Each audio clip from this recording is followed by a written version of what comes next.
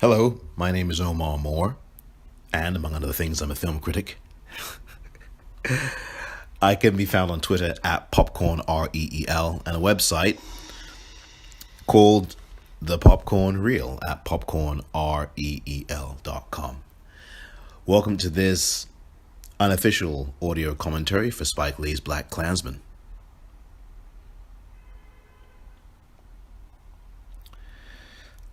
This film was released in 2018, Spike Lee's great film, which I've seen many times. And this opening sequence here, the music from Terrence Blanchard, excellent music, suggests a kind of battle sequences, and a war is going on, which it really is in this country called the United States of America. And right in front of us here, the opening scene is from Gone with the Wind.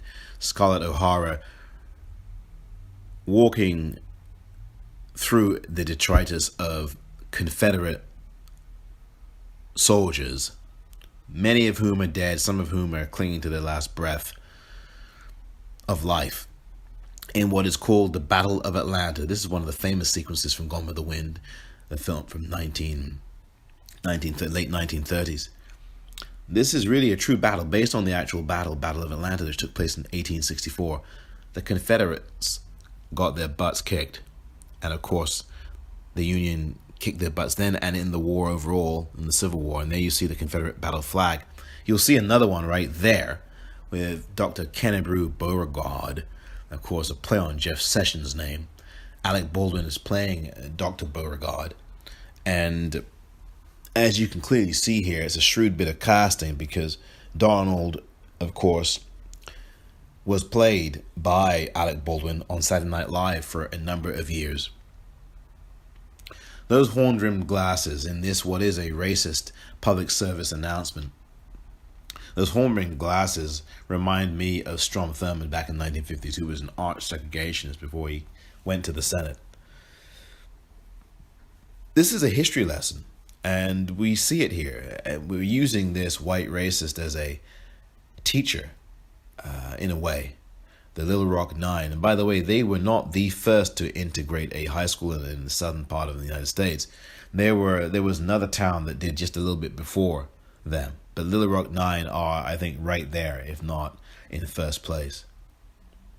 And cinema is a big part of this film. You see the images there of what is not Gone with the Wind, but with Birth of a Nation, the 1915 film from D.W. Griffith. That image is superimposed over Alec Baldwin here, who, with this lovely cinematography from Chase Irvin, gives us the idea of how deeply ingrained these images are in American life, culture, society, everything. You notice this white woman here with this white man in blackface chasing after her. This iconography here is these racist images. This has been the thing that has been used to frighten white America over and over again. Cinema is a very powerful tool, and Spike is showing us that here with these images. You can see the hatred, and even if you turned your volume down right now, you can just feel the hatred coming out of Alec Baldwin's character here. He's seething hate, literally seething it. And I love this imagery here from Chase Irvin. It's powerful, it's effective. This is the foundation of white racism and white supremacy, institutionalized white racism, that has choked us all, including white people. Spike Lee's film was shot in about 33 days, mostly, I think, in New York. Most of it was upstate New York, I think, if I'm not mistaken. And this is indeed based on a true story, as we see there. Ron Stallworth's memoir of the same title, BlacKkKlansman, is a must-read, and that is what Spike's film was based on. 4 writers were part of this, and there is John David Washington, the actor, portraying Ron Stallworth, who was in the Colorado Springs Police Department and became the first African American in that department in the 1970s. Stallworth was a detective for about 35 years, and he's retired now. Really nice person. I've met him on a couple of occasions. Honest, direct, serious, straight ahead. Somebody who tells you how he feels, and is someone who is very committed and wary, of course, as a detective naturally would be. But he's also a really good person as well. And he fights the good fight still today. There were four writers on BlacKkKlansman. Spike Lee and his writing partner Kevin Wilmot came in after it was Charlie Wachtel and David Rabinowitz who had done their job as a writing team as well, and things got synthesized through there. Jordan Peele came along as a producer and said that Spike Lee had to be the one to do this, and then that's where you got Spike and Kevin involved. And their insights, as well as David's and Charlie's, really make this film what it is. And I love this scene because we see these two guys here, Chief Bridges on the left and Isaiah Whitlock on the right, playing a town official. Chief Bridges played by Robert John Burke. And the contrast is really great here because you've got one guy who's very clearly reticent. You see there the look on the face of Chief Bridges, and then on the right you've got the guy Isaiah Whitlock, who's known for his shit references in Spike Lee's films and others, saying everything that he's feeling, and really the chief is hesitant to show what he really feels and to say it. And Isaiah Whitlock just comes right out here and says it all. And I love the way that John David here absorbs what both of them are saying to him. And note that leaning forward here, the weight of this will be on you. And I think that's great. There's a lot of different things going on. Note in the back that Nixon-Agnew poster, re-elect. I'm going to talk about that, and it shows up again later. This moment coming up here now, you're going to see Sybil Shepherd on the cover of Life magazine. And here's a white colleague of Ron's saying, "What do you think of her?" And Ron says, "Well, I think she's a great actress, Sybil Shepherd." And he goes, "Nah, come on, you know you want some of that." And it's, again, this racist stereotype, right, of the idea that black men are lusting after white women. This is the same thing that was promoted in D.W. Griffith's film Birth of a Nation, when we've already seen an image of that in this movie. So Spike is presenting a through line, and it's a really effective one. Albert Nasrallah, who is in the background there, the white officer, is asking Ron Stallworth for these so-called toads, records on them, and that's obviously the code word for black men, or a racist code word for black men. And you can see it there, and obviously now Ron is beginning to get wise to this.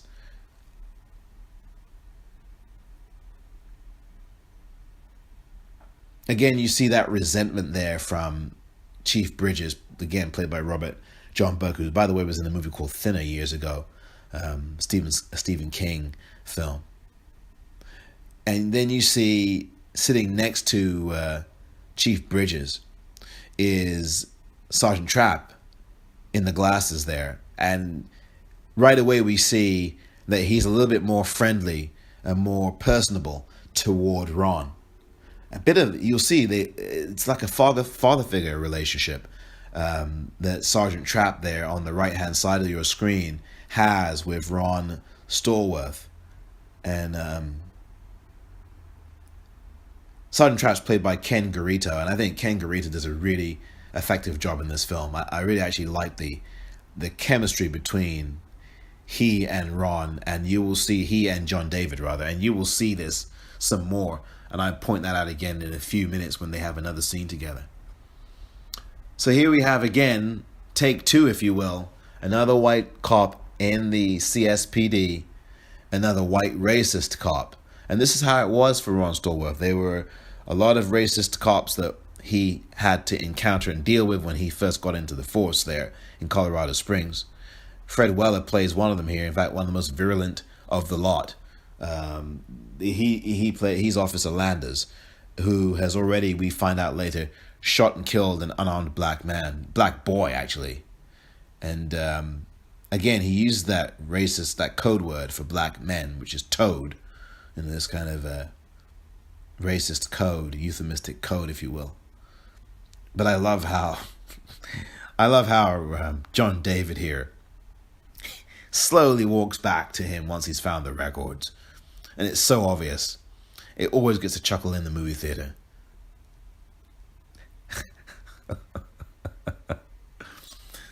It's just terrific.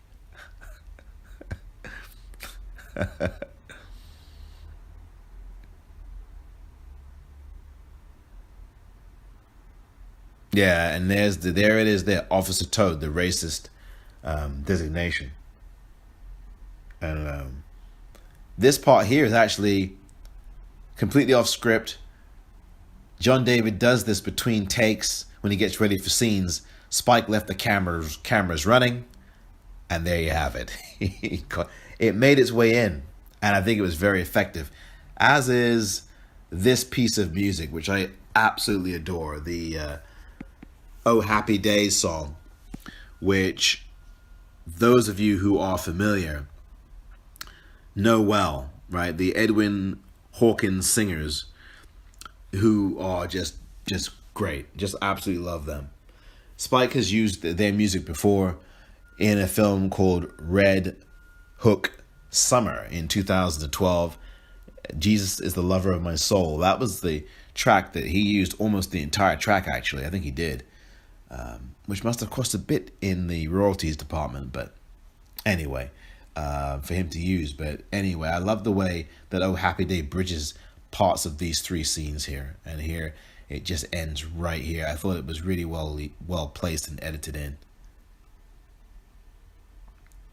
Kind of have that CPT deal, that Colored People's Time, is what it's known as. I hate being late, for the record, by the way. As someone who is black, I can tell you I hate being late. And look, this is not a trait that is typical of most black people. I mean, I want to just say that now. This is not a trait typical of even most black people, or even half. There's just a percentage of us, as there are in white communities, where there are some white people who are just habitually and chronically late. And it's not a good trait. It's not a good trait for anybody. And it doesn't just happen in the black communities or amongst a small percentage of black people. It's just very negative. I just do not like being late to anything. And it has to be usually a very good reason why I am. You see the two white detectives in the background, and both of them are going to be assisting Ron Stallworth in doing this undercover work. Ron, and he's flanked here by Adam Driver and Michael Buscemi, is going to be going into a meeting at the Colorado College Black Student Union, where Kwame Ture, formerly known as Stokely Carmichael, will be giving a speech. So he's supposed to infiltrate and get a word about how it's being received. That speech is being received. And by the way, Kwame Ture was such a galvanizing speaker. As Stokely Carmichael, he was electrifying, and he did great work as well. He was part of the Black Panthers, Stokely Carmichael, and became Kwame Ture, and was a Pan-Africanist and someone who was a freedom fighter, fought for the rights of African people all over the globe, black people everywhere. So Stokely Carmichael, Kwame Ture, no longer here, but my, he was a very committed, passionate, effective speaker and doer, and cared genuinely about black people all over the world. So R.I.P. to Kwame Ture, who has passed now for quite some time. I love the styles. I love the costumes. Marcy Rogers' costume design is excellent. She captures the activist spirit, the Black Power movement. She captures the identities, the wardrobe, the attitude, the afros. She gets it all perfectly right here.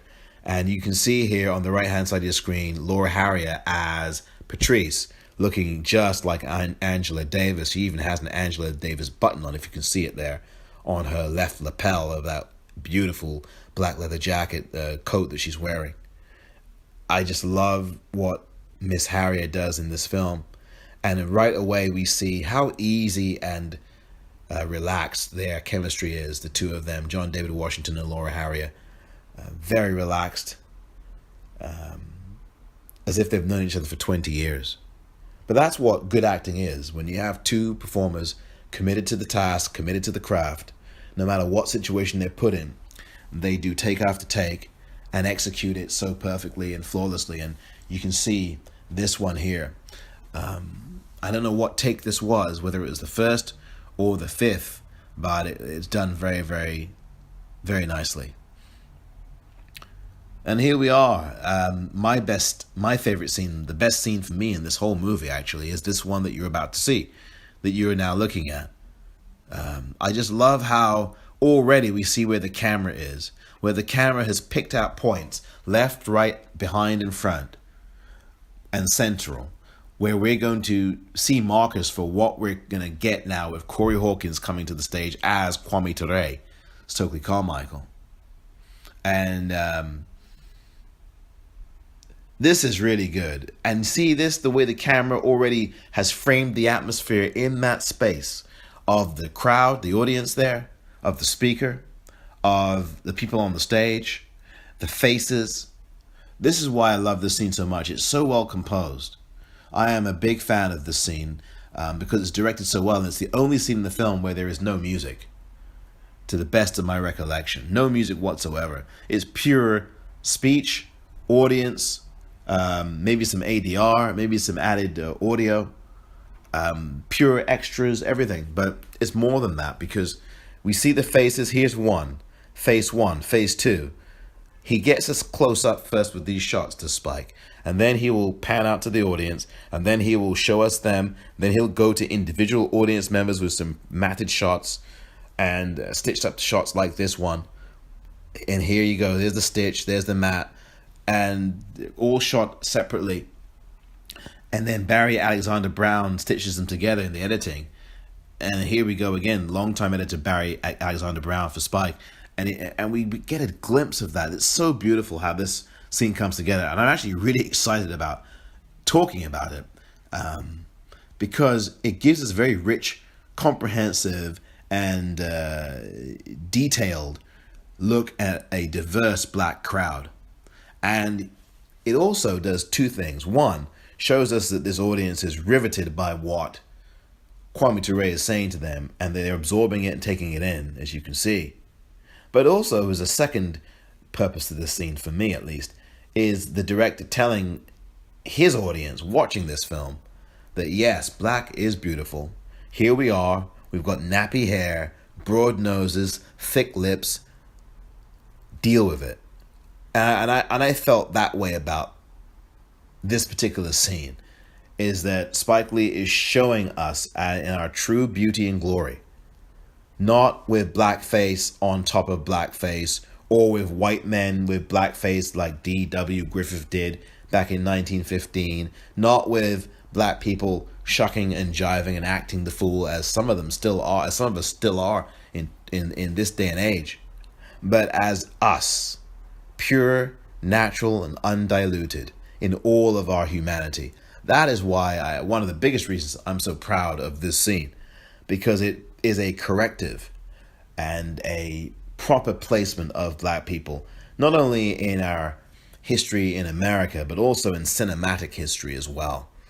And there's an education lesson going on in this scene. And as I said this before, Spike is a teacher. He has this through line through which he is educating audiences. And he even uses racists like the character that Alec Baldwin played to also establish that. It's not the messenger, it's the message. And we see here that what Corey Hawkins is doing as Kwame Ture is giving us not hatred, but black pride. Pride and black love. That is what the operational effect of this scene is. And anybody who thinks this is hatred here in this particular scene is absolutely lost the plot, and also is racist, quite frankly, themselves. Because I don't know how you can look at this 8.5-minute scene and think that Kwame Ture, as played by Corey Hawkins, is preaching hate. He's talking about things that resonate to this day, like black people who are being killed in the streets by police in the United States of America as I speak. And this has not changed, sadly. And we've got to do something about it. We need to start convicting police who do this, especially when those black people killed are unarmed. And that is really what is happening on the streets of the United States of America. Make no mistake about it. The great thing is that you watch this scene and it's timeless because you think you're in 1972 or 3, but in reality you are in today. And it's easy for filmmakers to make these safe, self-referenced or reference distance calls to a certain era in life. But what is audacious and bold is to tie that to the present and not give audiences any cover. And I think, in a way, when you watch BlacKkKlansman, even though you are not in the same time period as most of that film, you are made aware and you are made uncomfortable, as you should be, that quite clearly you are living in the land of today with this film. And the characters who speak in the 1970s are clearly speaking right now and to right now. Look at those faces, just incredible. I mean, these are beautiful images. And I don't think there's been any film recently, with a few exceptions, that have shown black people in this beautiful, powerful, passionate, and compelling way. And done so without apology. And done so refreshingly. Ron Stallworth there, kind of, I don't know, he looks a little bit, I don't know, nervous. I think it's a very interesting scene with him because he's now trying to absorb all of this information and also report back to his fellow police officers and his police chief. Do you really think that black people and white people are going to have a race war? Brother, arm yourself. Get ready because the war is coming. It's coming. And that's pretty much what Corey Hawkins has just said to John David Washington there. And then you listen to that line and you think, oh, it's political rhetoric. But then, given the events of the present day and what has happened throughout American history, you think, is he serious? Is he really saying that there's going to be a race war? Well, I'll leave that for you to think about and answer for yourself.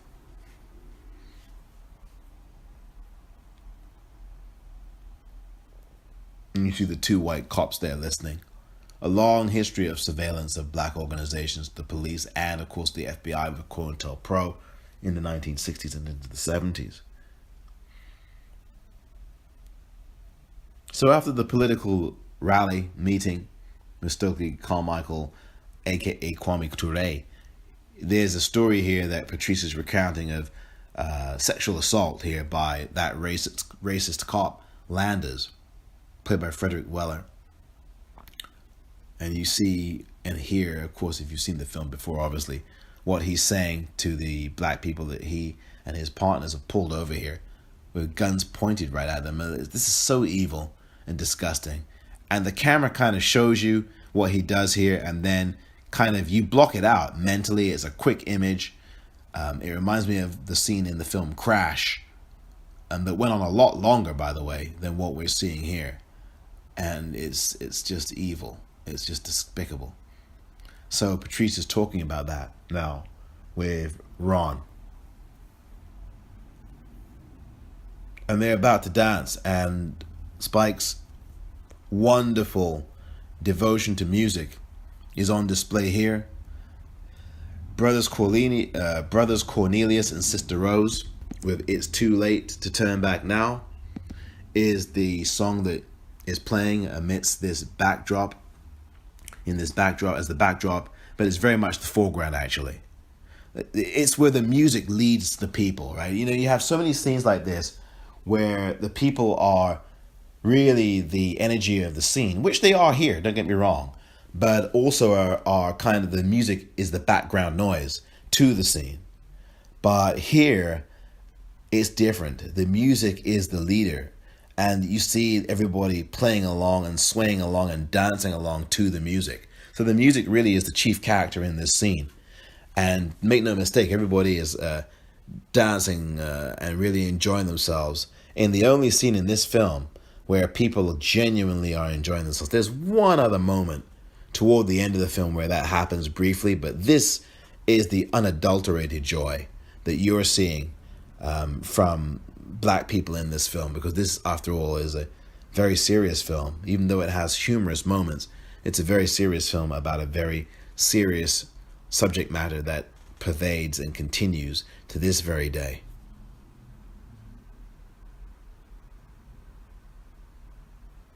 Spike has always done this in his films. He's used these musical numbers as mini films in their own right. You know, you hear about Michael Jackson's Thriller being the first short film as a music video. Well, this could well have been the first short movie, or rather, I should say, not the first, but a short movie from a music piece in a film. And it's just, if you isolated that out, it would play well as a short film, I think. That dance scene that you just saw.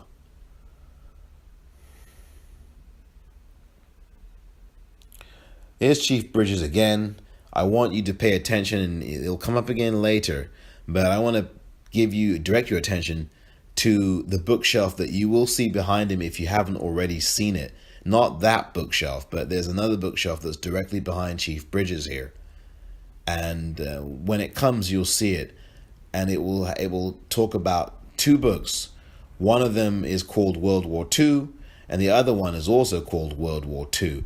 One of them is spelled out, the other one is not. Now, this takes place in the early 1970s. Stallworth came in the late 1970s, but for dramatic license purposes, Spike pushed the film to the early 70s. And this scene then would have taken place roughly 30 or so years after, even less than that, after Nazi Germany and the genocide that Hitler put on Jewish people and others. And you see the World War II books there. And it makes me think that I think Chief Bridges may be a Nazi sympathizer. I don't know. He doesn't have a swastika on his arm, but you don't have to have a swastika on your arm to be a neo-Nazi or a Nazi sympathizer. I think Chief Bridges is a racist. That's just me. But I don't know, those two books really jumped out at me when I saw this film. He says these racist things, by the way, also to Ron, when he gets put in the intelligence department, and then, Ron genuinely asks him, "What am I doing here?" And he goes, "Intelligence." Chief Bridges says intelligence, and it's very condescending. Yep, that phone call that really started it all. Although in real life, Ron did not make any phone call. He actually wrote a letter. And that letter, of course, in those days took, 3 or 4 days to get to where it got to? I don't know, 2 days? I don't remember. And he got a letter back through the mail within the week. So the phone call really was not something that happened. This is dramatic license for the purposes of the film. And it works. Because we're going to see in a few moments what will be a very, I think, awkward, offensive, but very humorous bit of dialogue from John David as he plays Ron Stallworth here, and their reaction from some of the other characters in the film, the colleagues in the department. As you see there, Ryan Eggold as Walter Breachway, the Colorado Springs chapter leader of what he calls a quote-unquote organization, but what we all call the KKK. Or the Klan, the racist, violent group that believes that only people who are white, Aryan, blonde, blue-eyed people get to the promised land. I'm putting it euphemistically, although I shouldn't. This shot, by the way, is very much reminiscent of The Wolf of Wall Street. And I know that Spike and Martin Scorsese, are good friends, very good friends actually. And they do routinely talk about their films and share clips of their films, I think, with each other. In fact, Scorsese did this with Spike Lee with the film Casino, among others. Spike's even talked about this as well. So they are they're close, very good friends. And that shot where you saw the characters turning around and looking at Ron, I think, I remember that in Wolf of Wall Street. It's very similar one where Leo DiCaprio is starting to make all these phone calls. He's really getting a lot of people to buy on for his scam, and you've got people who are fellow salesmen and women looking around at him, and it's really a good scene. And here's some more humor. And look at this. This is played for laughs. Here is Ken Garrido here. You probably shouldn't go to that meeting. And he's stifling the look. He's stifling the laugh there. I think that's for real. John David, you can see a little twinkle in his eye. He's stifling a laugh there. I don't know. I would love to ask him if that was for real. It looks like that was genuinely for real and not from the character's affectations. And look, you see the way again that Ken Garrido here on the left-hand side of your picture in the glasses is sitting alongside Ron. And I again, this is a composite of a real life cop in the department who was very much took to Ron, helped Ron, liked what Ron was doing, gave Ron his support. And you're seeing the character here in Sergeant Trapp. And you can see they're on the same side there. And you see the way he's listening there, Sergeant Trapp, listening to what's being said. And you see those World War II books again, right? I mean, that is not an accident in my view. Because I told you at the very beginning, you heard the music, that even before you see the Gone with the Wind piece, you hear that militaristic music, that battle. And that's the battle that's been going on in America and in the United States of America for centuries now. This battle, whether it was a Civil War, whether it was the American Revolution, whether it is, all that's gone on since then. I can name all the episodes, the 60s, the 70s, the 80s, Charlottesville. What happened at a Jewish synagogue, in a synagogue in 2018. I can go on and on and on and on and on, right? What happened at Mother AME Church there in Charleston, South Carolina back in 2015. I mean, I can go right through the list, or the attacks, on Black Wall Street in Tulsa, Oklahoma. The attack on Rosewood, Florida in the 1930s, 1920s, 1930s. I can go through the list. That war continues. And so maybe there is something to what Kwame Ture said about arming yourself, brother, because the revolution is coming. Maybe there's something to that. I leave that for you to digest. Here we've got the two white detectives, Adam Driver and Michael Buscemi. And now you've got a very confident, straight-ahead Ron Stallworth, played by John David Washington. These two white guys profess their love for everything black. One of them, Adam Driver's character, whose name is Flip, wants to be black. And now you've literally got Ron Stallworth actually telling him, repeat after me, say it loud. And he's talking about James Brown's classic song. And watch this.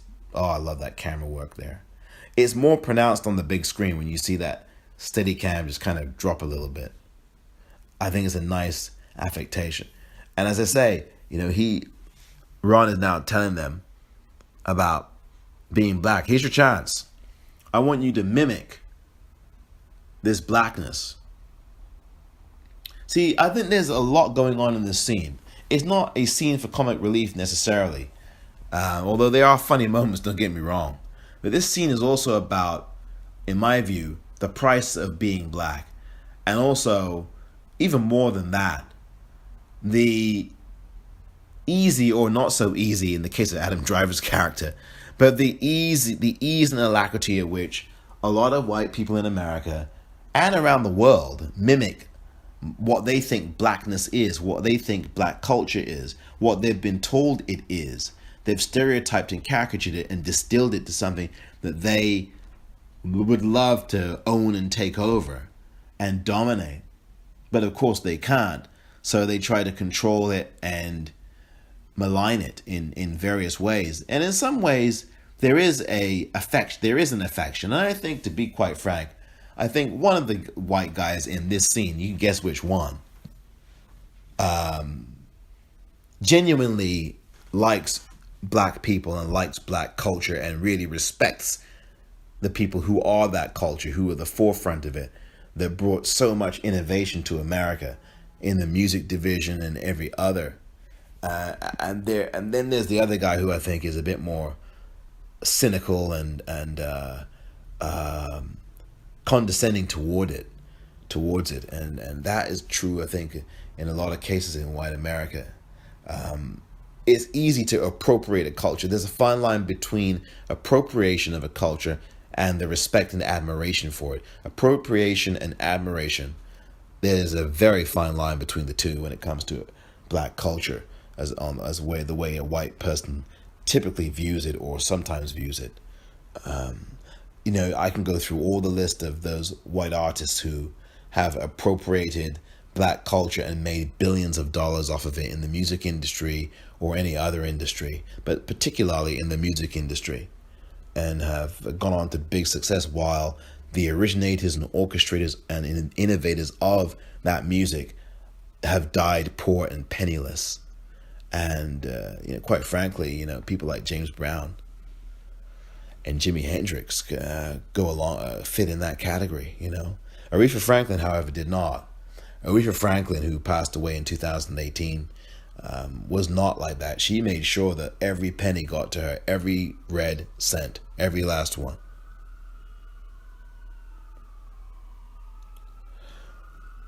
You may be able to hear a siren in the background, but I will press forward here. And this right now is the first point-to-point meeting of the infiltration of the KKK. And yes, this really did happen. Ron Stallworth, as the BlacKkKlansman, of course, he never met these folks until it was clear. Or he did meet them, but not obviously right away. Ron Stallworth is now being played by Adam Driver's character Flip, who now is going in there having won the trust of Walter Breachway, and he's now got Felix to his left-hand side, Felix Kendrickson, played by Jasper Parkkonen, who is from Finland, by the way, and is scarily good here as the arch racist. Every group has them, whether it's the police or whether it's the KKK, and they are playing on the same team.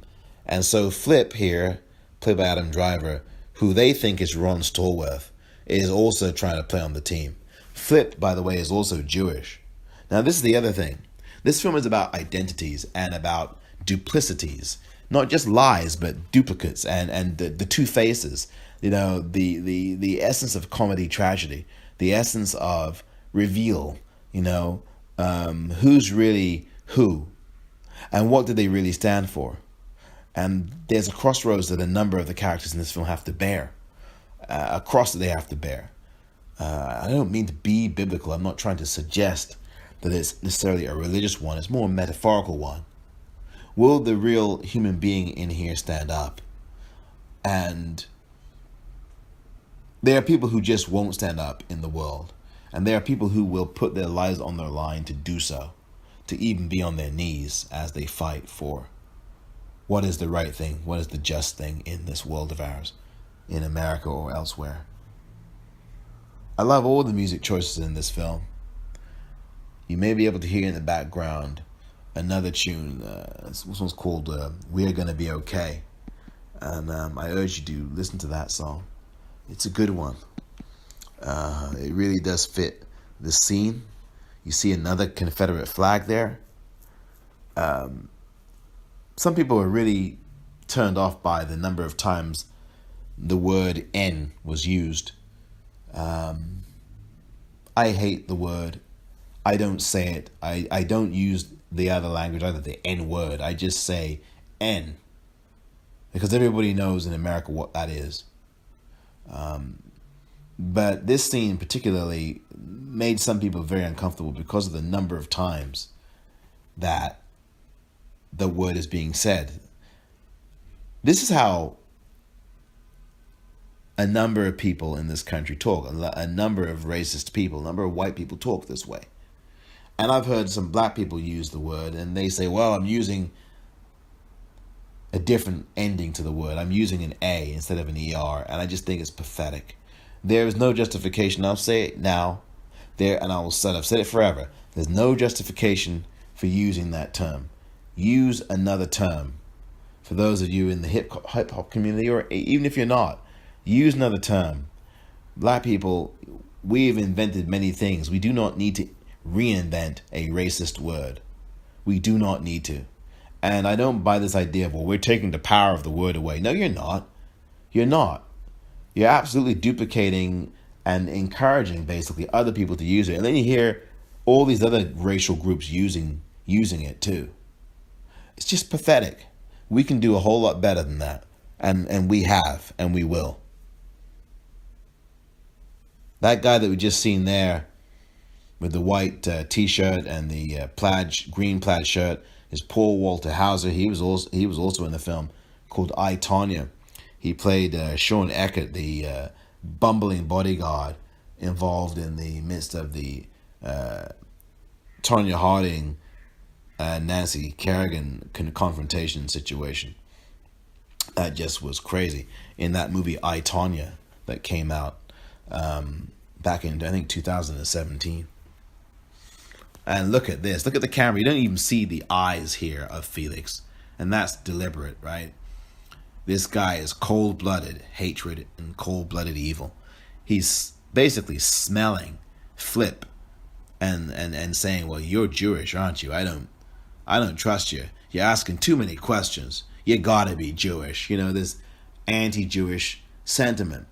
And we're going to see it again here from Felix, who's standing there and just does not, trust Flip. And he's right. He has every reason not to trust him because he senses something about him that's not right. In a way, this is kind of an initiation for Ron. Just like the other Ron, the real Ron, is getting an initiation at the beginning of the film from the two people that, quote unquote, welcome him into the Colorado Springs Police Department. By the way, there's a long history of affiliations between the police and the Klan and all these other white racist groups that infiltrate either the Klan or rather the police or the FBI. Military people.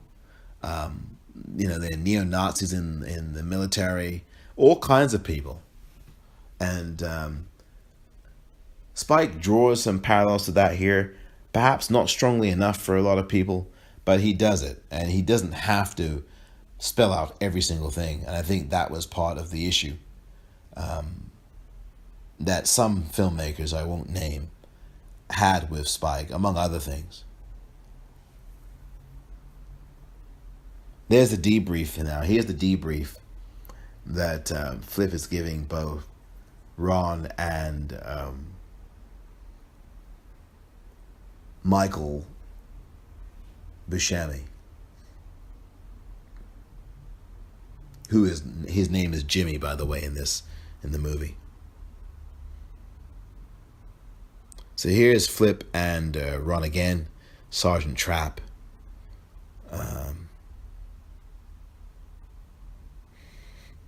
I just again noticed there's a caution between these two men here, very cautious, because they're still trying to get on the same page. I think Flip is still trying to adopt or recognize that Ron is an equal to him. Maybe not in experience, but he is a very confident and adept police officer, even as a rookie. And he's having some qualms about accepting that.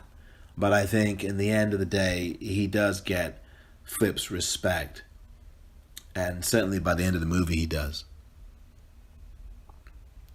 here again is another interrogation. Are you a pig? I mean, that's what Patrice is going to ask Ron here. Just like you have seen and will see again that Felix will ask Flip, are you Jewish? So there's this interrogation going on. And this, again, as I said earlier, this identity, these double identities and these vetting processes of people and what they are or what they are not.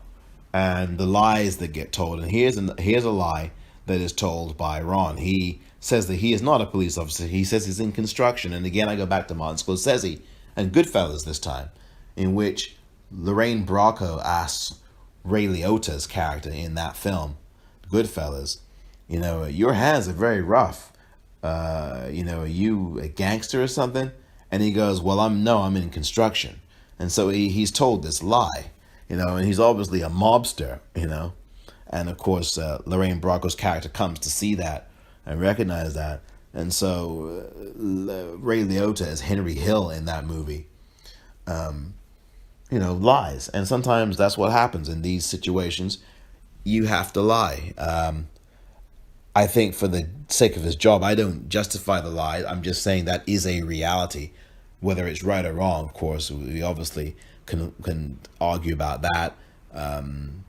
As an undercover police officer, though, that is exactly what Ron has to do. Otherwise, he fails miserably. It's the only way he can really get his job done. And I think that if you want to be an effective undercover police officer, you cannot afford to tell the truth.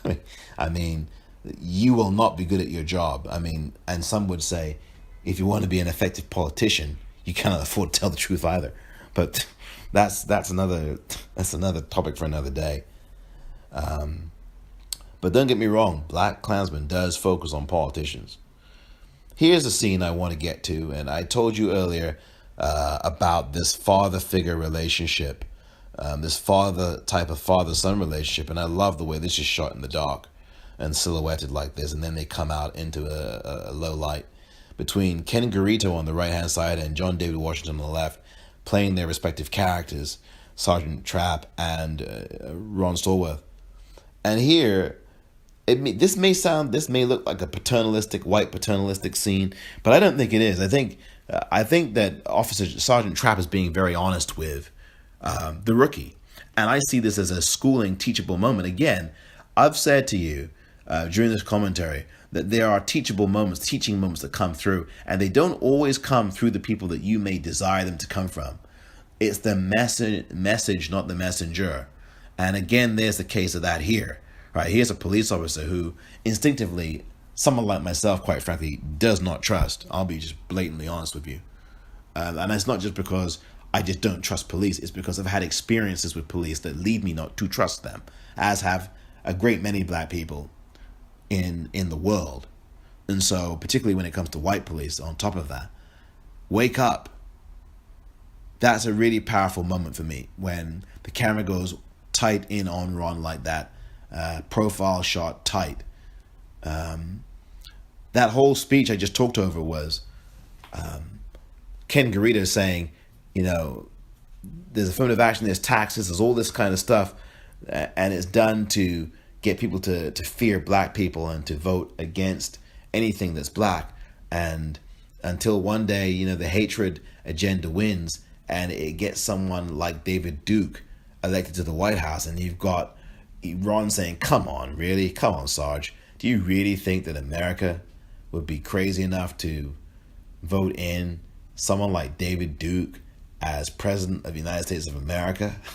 And of course, as you watch that scene, you laugh in an audience in a movie theater because that is exactly what has happened in America. America has indeed, despite the popular vote, I get it, has voted for a racist like David Duke into the White House to lead the country. And we've seen the disastrous results of that. And so history does speak to us. And again, that scene that I just talked about with Garito and Washington, it illustrates and indicates that we are really talking about the here and now and not the 1970s. And we're really talking about America, quite frankly, throughout its history. Here is the wonderful and brilliant Ashley Atkinson as the wife of the racist Felix there. And look at the condescension she is met with and the patronizing she is met with when she tries to help out. And she's a racist as well, like everybody in that room that you see, except, of course, Adam Driver's character, perhaps. But you see, she offers some help and assistance there, and she's shot down instantly by her own husband. So she says, one of these days you're going to need me for something. And of course, she was absolutely right. These are ordinary people, and these are not country bumpkins. Maybe you look at Paul Walter Hauser just then as a country guy, redneck type. But even he has his own personality. He's not a type, although people will disagree with that. He is not putting it on. It's just a natural affectation of acting from Paul Walter Hauser. And the rest of those guys could be people that live down the street from you. I mean, that's how familiar they all look, right? These do not look like people who you would never ever see walking down your street. These look like everyday people that could be at your workplace, could be at your local movie theater, could be at, well, anywhere. It's just one of those things that you should never discount. People are among us, and I don't mean to sound like I'm being a paranoiac. I am simply saying that folks are not out of Hollywood casting, and the reality is that most of them are not, because this is very real stuff that's going on. Now here's another interrogation. Again, I keep talking about these identities and these moments, right, where people are being tested and being shown or asked to prove who they are. You know, the white racist never has to prove who he is in a, or he or she is in a society or world that is dominated and controlled by institutionalized white racism and supremacy. So they never have to account for their own identities, even if their identities are certainly anything but pure. They're not. Nobody has a 100% anything. And we all are mixed into the very nature of our position as human beings and the geological shifts in this planet over hundreds of years, thousands and millions of years. You know, human life is not just, we've been around here for hundreds of thousands of years. You know, and the earth has not been around for just 6,000 of those years. It's been around for a couple of million at least.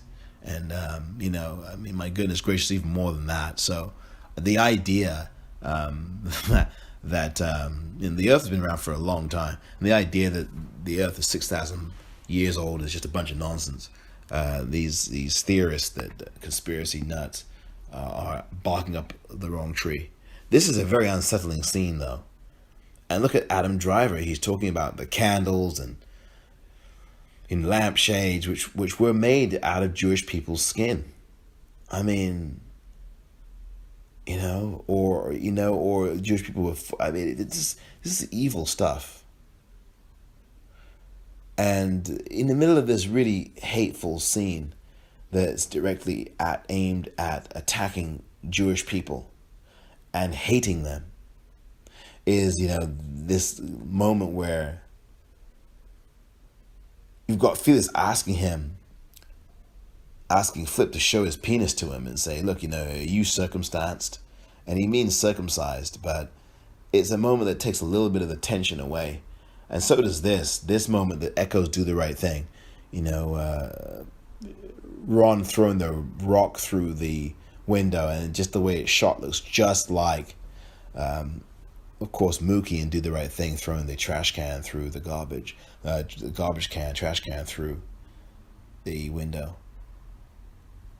And look at this, a deliberate ploy here by Flip to misfire. And he has that invective of racist language. For some reason gets laughs every time, except for a couple of times I've seen it. Every time that, I don't know why. I don't know if people are uncomfortable or they're just being racist or both. And now he puts his arm around, I'm the great protector of you. This is just seconds after he's, condescended to her and patronized her. And look at that. Love it or leave it.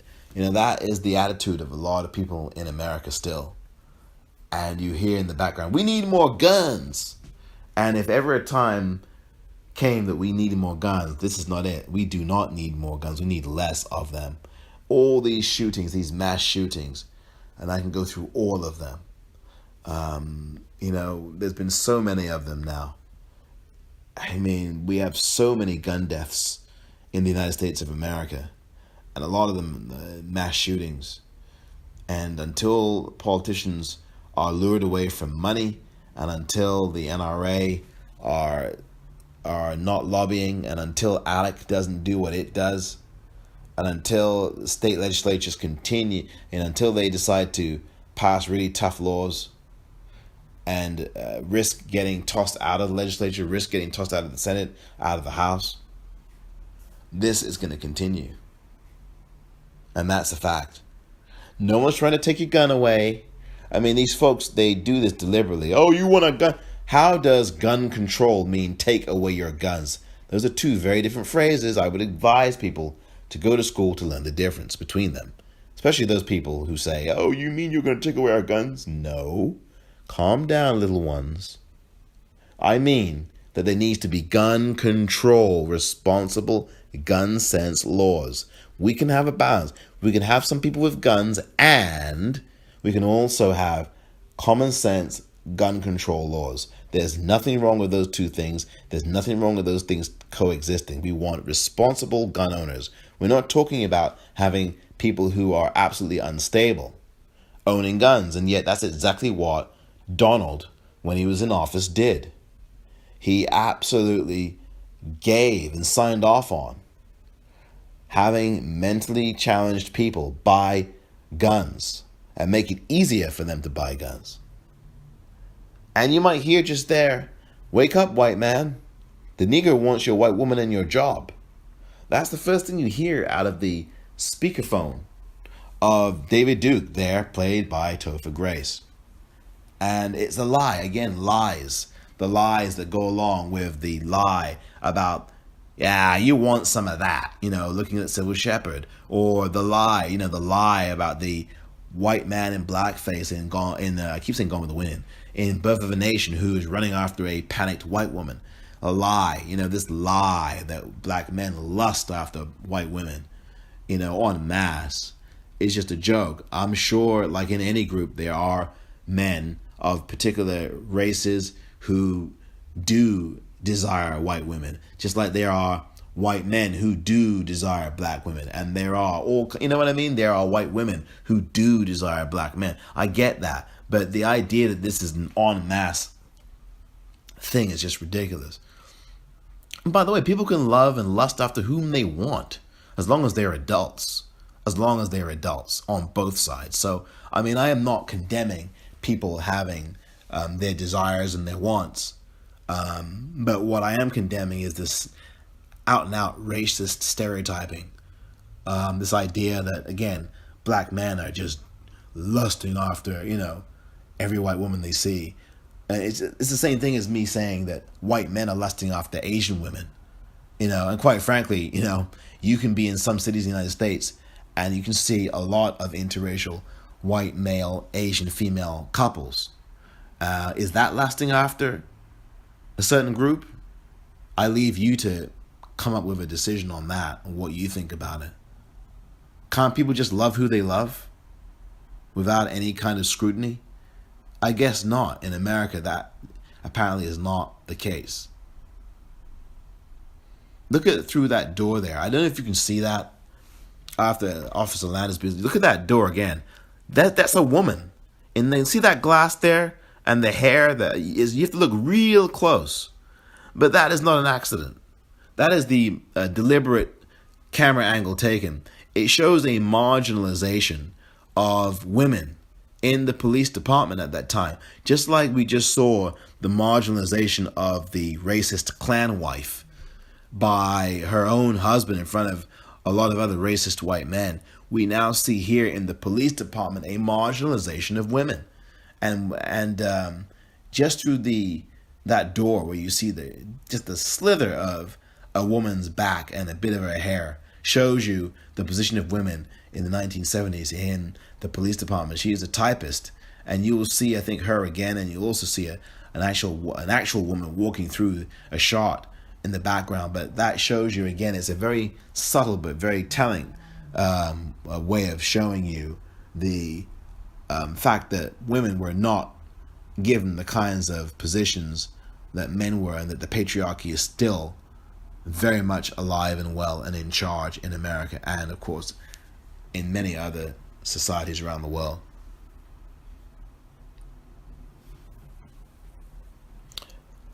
When Walter says that this information is classified, when Flip is asking about who those two guys were that we just saw, well, it's not classified. These folks are government employees, and we'll find that out later. And again, it speaks to the fact that there were lots of people in government who infiltrated, who were part of the Klan. You know, there was no secret about that. And there's no doubt about it. Those two guys on the right-hand side there, the far right side of the screen, everybody knows that. And everybody who has any working knowledge knows that that is the case. And that still exists, by the way.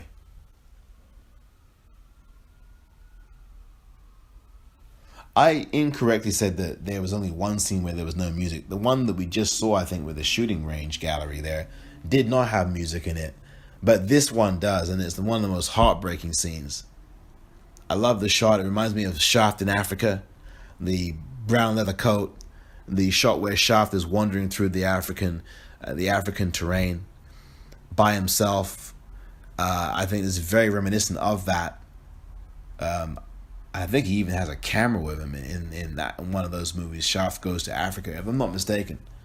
And so I think Spike pays homage to that. I think Gordon Parks shot that one, or maybe someone else did Shaft Goes to Africa. But this is heartbreaking. And watch the lump in the throat here. You'll see a little bit of that here if you look carefully, right there. Right there again. That John David, really good acting. Doesn't say a word, doesn't have to. This is great acting here. And he's looking at, and right there, that's what his father does, doesn't it? Doesn't he?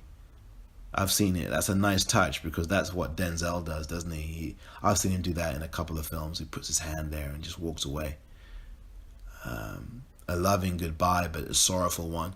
Knowing that that is what America has done to black people for centuries. Caricaturize them in movies, in cartoons, all over the place in the media. And that's why, again, we see this corrective, right? Here is the rebuttal. Okay, here are Hitman Bernie Casey and Cleopatra Jones, right, with Pam Grier and Coffee, Tamara Dobson. But the context is what it is, because, of course, these are all out of blaxploitation, so to speak, and those were not necessarily the most positive movies, even though they did have positive lead figures, perhaps. But when those positive lead figures are always shooting guns and whatever, is it that positive? I don't know. But I know that some of these characters were straight ahead. I noticed the one character that they did not put in here was Sweet Sweetback. Melvin Van Peebles, who Spike definitely looks up to as one of his forerunners, did an excellent film called Sweet Sweetback's Badass Song in 1971, right around the time this film is set, and this particular film was set. And the hero of that one, or anti-hero, was an outlaw, basically named Sweet Sweetback, played by Melvin Van Peebles, who directed the film. It was the first independent film to get an X rating, and it ended up making, I think, something like $6 million or $15 million total. Most successful independent film of its time. And that character was a badass. He just killed off corrupt cops, racist cops, killer cops. He absolutely, talking about white women, this particular black man did. He was having sex with white women, and women were begging for him. It was quite frankly, it was open right in front of everybody, and so, it was interesting that Spike did not include that film here. I don't know if it's because he didn't have rights to it, or if he never thought of that movie, or he was looking for something different. Sweet Sweetback, I think, is more in line, actually, than either of those 2 or 3 films that we've seen shown in the movie poster.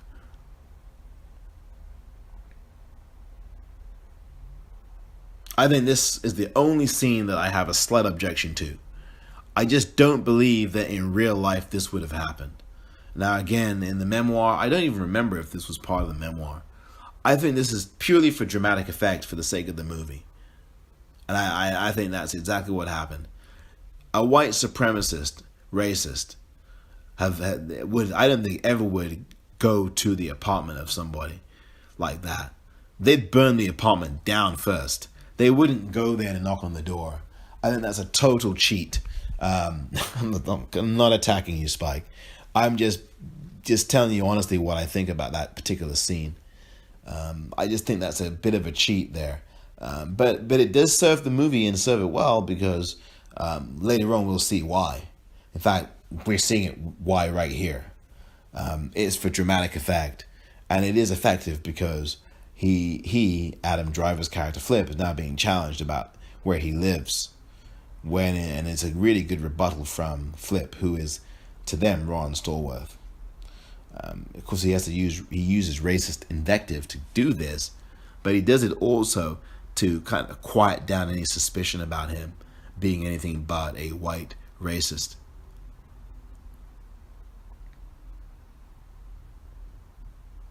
Now look at these guys. Listen to what. Look at that. Just look at the reactions.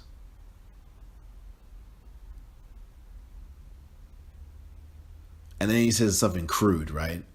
And about Patrice. And again, he uses something misogynist this time to get these guys at ease because they are also misogynists. They're racists and they're misogynists. And so what Flip does is speak to them in their language. But is this also how he feels? I mean, he speaks to them with racist language to calm them down and ease their fears and suspicions. And then he uses misogynist language to do the very same, right? And so after a point, you wonder, is he really undercover or is he really showing us his true feelings? That's a question I would ask about Flip. He's also very reluctant, by the way, to do this initially. And I leave you to decide, obviously, whether you think Adam Driver's character really does, in some level, feel this way about black people and about women. Or whether he, and is he a self-hating Jewish person? Some people would say that Woody Allen is a self-hating Jewish person. But again, another story for another day. But I do think about, is Adam Driver's character really that sincere? Or is he something else? And I guess we get a glimpse of what the answer is in this scene here that I think is the best scene that the two of them have together in the film. And we see the clan card of Ron Stallworth. He actually has that card. It's slightly adjusted for the film because Stallworth in real life had a 1-year membership to the clan. And it said established 1979. So you couldn't have that card since this film is set in the early 1970s. So it would have been anachronistic to have a 1979 card because they're not in 1979 in the film. So they did a mock-up variable of it, and the actual card Ron Stallworth carries around with him to this very day, and he will show it to you upon request. I forgot to ask him about it in the 2 times I've met him. Maybe the next time I'll get a chance to do that. But here's the best scene for Adam Driver, certainly. And he's becoming introspective here for the first time, talking about being a young Jewish kid, and he never questioned what being white was about, and he didn't think about being Jewish. It was just whatever, and now he's actually questioning. And that's what more white people have to do. What does it mean to be white? We have this question all the time in America about, well, what's it mean to be black? What's it like to be black in America? Well, we know what it's like to be black in America. I think the question long since needs to be asked, what is it like to be white in America? When you have all of this favoritism bestowed upon you, your racial group is exalted as the number one group and is, in the ascendancy where white supremacy is concerned and governs everything, but yet you've still got these massive dropout rates. You've got this opioid addiction crisis that is killing lots of white people in this country. So what does it mean? So, you have mass shootings done overwhelmingly by white men, some of whom are in their 20s, some of whom are in their teens, some of whom are in their 50s or 60s. White men of all stripes. I mean, whether it was Las Vegas, a guy who was nearly 60, whether it was Thousand Oaks, a guy who was in his 20s.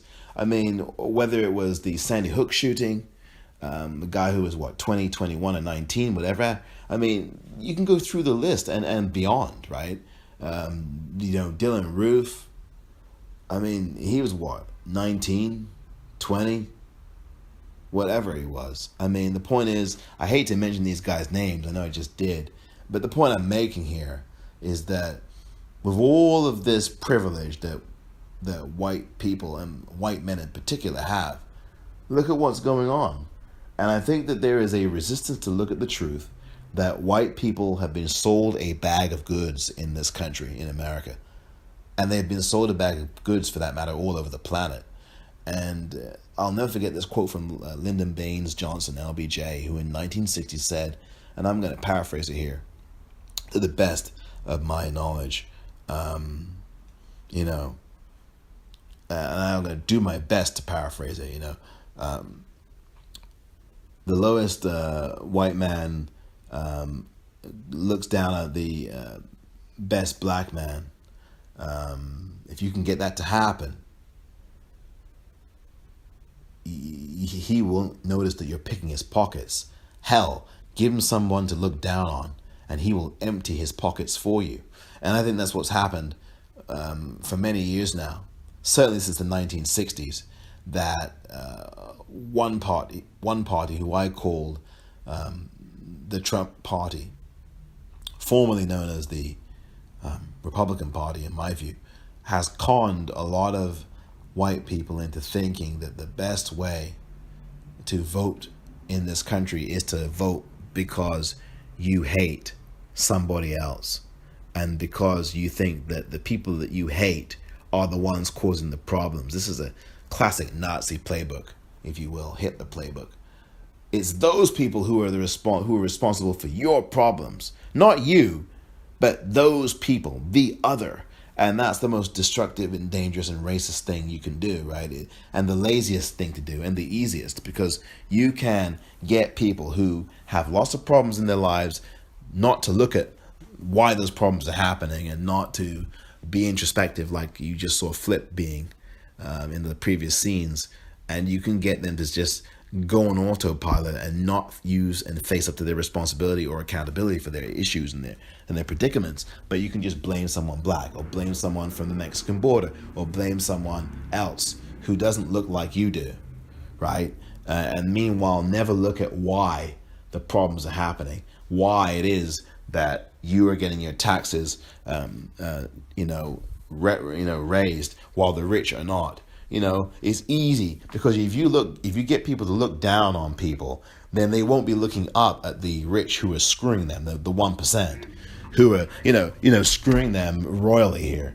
Forgive me for going off on this rant, but that's just a fact. Let's be brutally honest here. That is just a fact. And it's worked for centuries, decades, and it continues. I love the Dutch angles here, and the competing Dutch angles between Ron and David Duke, Ron Stallworth and David Duke, who talked and still talk to this very day. And recently, at the time when this movie came out, recently to this, I met Ron Stallworth, and he talked about talking to David Duke, and that David Duke actually called Ron Stallworth right around the time the movie was released in August of 2018, and said, I'm hoping that this film showed me in a good light. I'm really concerned about not being shown in a good light. And I thought, that's real comedy there, isn't it? From David Duke, the guy who is a racist and he used to be the leader, he used to be the Grand Wizard of the KKK. That's talk about the pot calling the kettle black, for lack of a better pun. right here, make America great again. And everybody knows what that is, right? So there's this uncomfort again in the audience, this discomfort that's being said in the audience, knowing that these characters are really talking about today, talking about this era that we have been in, and that we, I think, are moving past, have moved past, depending on when you're listening to this, in the future from here. But I think that's what's going on. These characters know that what they're talking about is not something that's rooted in the time they're speaking, and that it goes way beyond that, and it goes very deep, and goes towards a place that the audience perhaps have not figured out, but know that there's some uncomfortable tweaks to their consciousness and to their own, I guess, what do you call that? Their own DNA. They know that there's something else going on in this movie underneath everything. Because we see what's on the surface, but what's going on beneath the surface is the thing that this film is already getting at, albeit subtly. You hear these twinges in your own body, right? When you hear David Duke there talking about, oh, well, make America, restore it to its greatness again, you know? I mean, hello, where have you heard that before? I think some of the really effective scenes here are in these telephone confessionals. And I think these close-ups here, they're kind of in their own orbits, but they're really thinking about what they're saying. And the camera shows that. There's a certain level of sincerity, even with the racist character here, Walter Breachway, with all the characters. They're very sincere in what they believe, and even though they know, these racists that you're looking at, that they are preaching hate, that they are conscientious about it, conscientiously stupid about it, because they know the truth is that a lot of what they're saying is a bunch of lies. But they are sincere in their lies, in the sense that they know that black folks are not taking over. This is all about power and control and violence if necessary to get it. And Lord knows the Klan is a violent organization. And if anybody tells you the Klan isn't violent, they're lying to you. I had a real issue with this, with W. Kamau Bell, who had a CNN series talking about America. And he would go to these places. And one of the first episodes he ever did was with him meeting a Klansman in the middle of the night, and talking to him. And quite frankly, to me, he tried to normalize him. And I will never forgive that. I mean, W. Kamau Bell's a good person, who himself has encountered so much racism and did so while he was in Oakland, where he still lives. But I just thought, why are you playing a part in this normalizing of a racist, as if to say, see, he's just like you and me. No, he's not. And he told a lie. Oh, I am a Klansman. We're not violent. I mean, what kind of lie? It's just bull. Complete bull. But, again, that bullshit managed to make its way into that CNN series. And I, for one, was not having it. As soon as I saw that, I didn't even watch the rest of the episode. I turned it off. I really did. Here is the relationship that continues. And this moment here that you just see John David reacting to is the possibility that David Duke, played by Topher Grace, has already sussed out that Ron Stallworth is in fact a black man. And we saw the relief when Ron hears that, no, I think you're white. But this stuff here is just pure comedy. Humor, I should say. You've got this guy, Sergeant Crab, who I say is a father figure to Ron, laughing his head off at what he's hearing. And obviously he's on speakerphone or something, because otherwise why would he be laughing? He's just gone. Ken Garrido is so funny in this movie.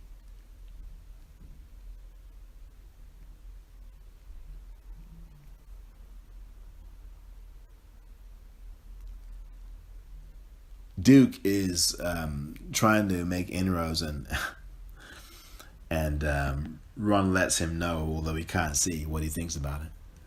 This part creates great consternation and apprehension for the audience, because they think that Felix is literally, right there outside the police station or something or whatever, and you hear these gasps in the audience, but then you realize the editing makes you think that, again, it's a different story, but it's really clever because then you understand that, okay, that was in the past, and that Ron Stallworth is dispatched. This is of course, the Ron Stallworth that they think they're dealing with here, played by Adam Driver, and he's dispatched quickly, obviously, to the Klan area. Now, if anybody thinks that this is white pride, then they're out of their minds. This is not white pride here. This is white hatred. White violence. Ready for white violence. Look at that. Look at that. I mean, it's giving him a gun. That's not love. That's not about love. There's a very distinct difference between black love and white hatred.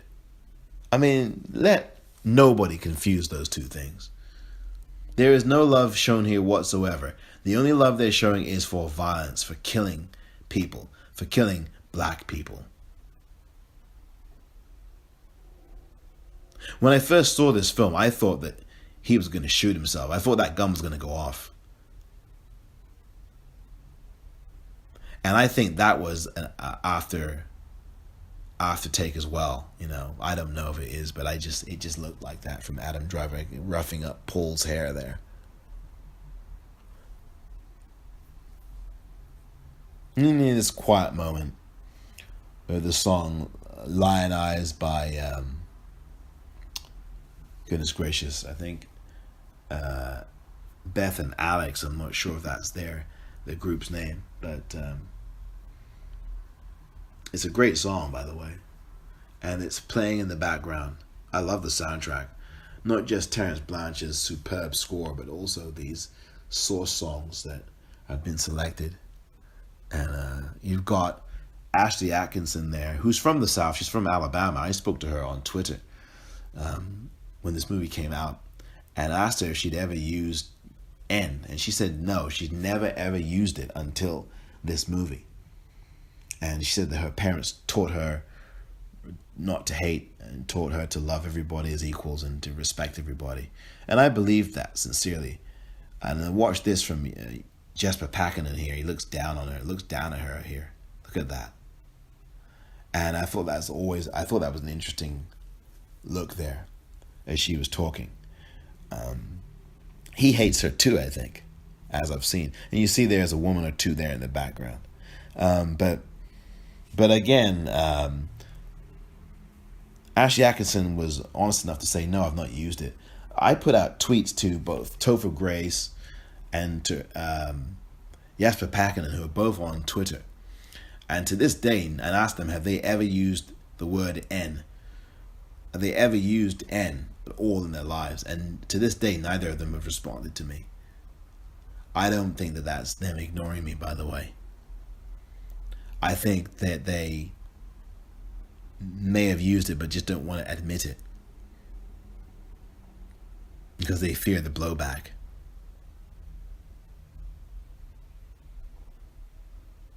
Here's Danny Hawk on the left-hand side there and John David Washington on the right-hand side. Danny Hawk was in a movie called White Boys years ago. And so Spike brings him into BlacKkKlansman. And by the way, Danny Hawk, he was previously in a Spike Lee movie called Bamboozle, which I urge you to watch. It's a great companion film to BlacKkKlansman, actually, dealing with the racist stereotypes of black people on TV and movies and in movies.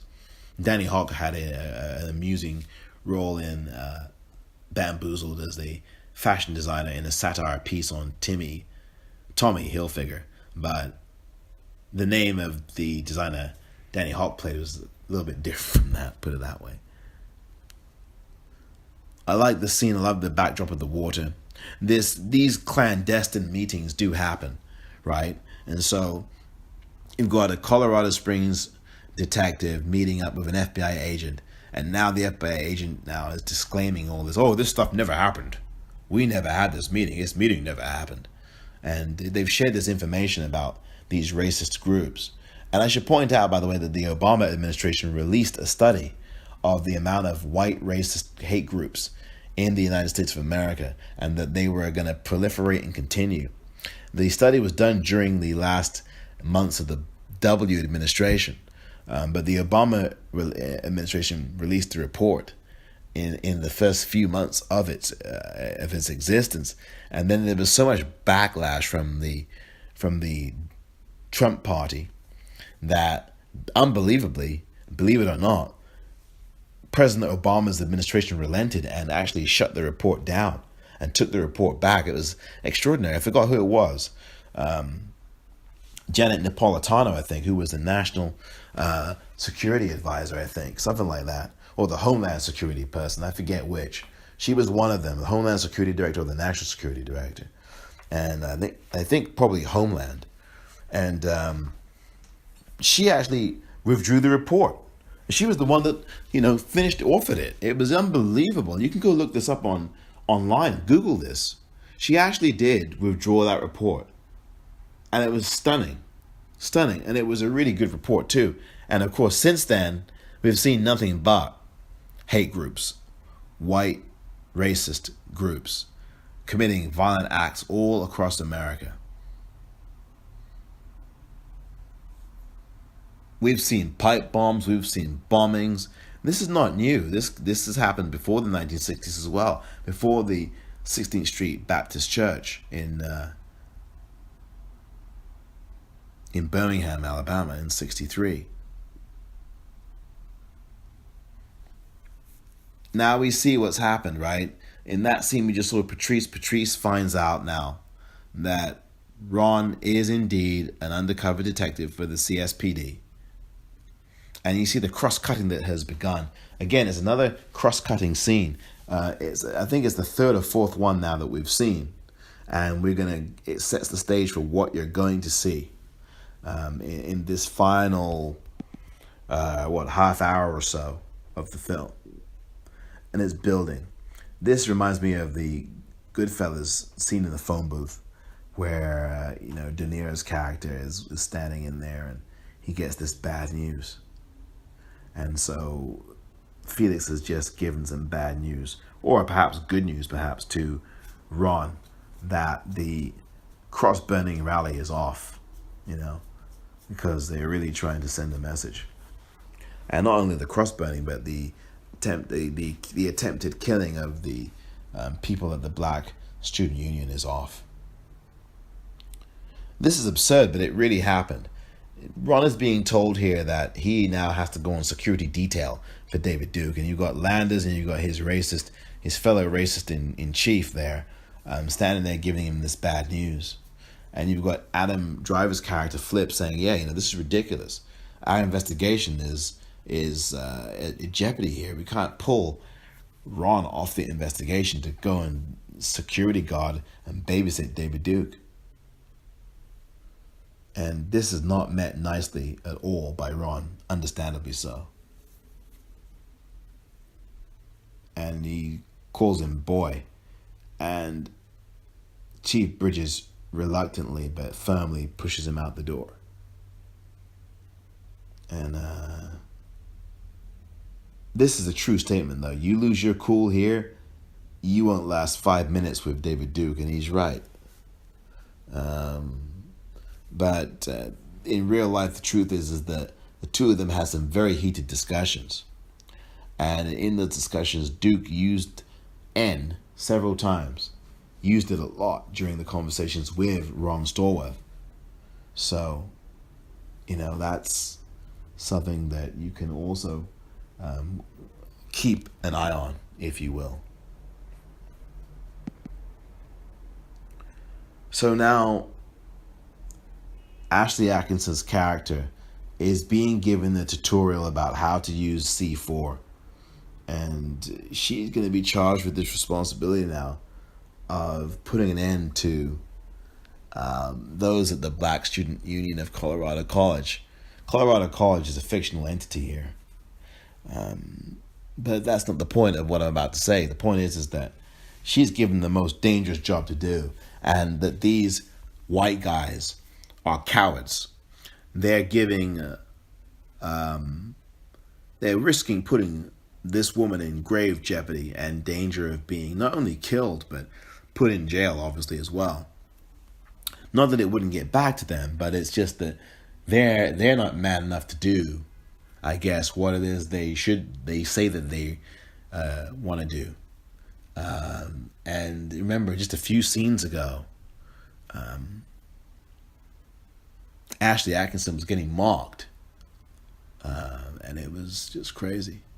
I don't know. Every time I watch this, I still wonder: is that guy standing behind them on the steps there? Is he a statue or is he a real person? It's so funny. I always think about that. If he's real, and you saw him standing there, is that a real person or a statue? I don't know. When you replay this back, look, is that a real guy or is that a statue there? Probably a real guy, but my God, he's so still. He's like he would give the beef eaters in Buckingham Palace a run for their money. I mean, I didn't even see him blink there. David Duke is not happy with the fact that Ron Stallworth is going to be his bodyguard, personal security detail. I love the tune here.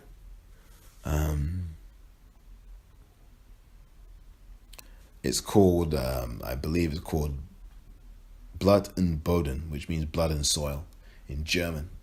And it's Terence Blanchard's score piece here.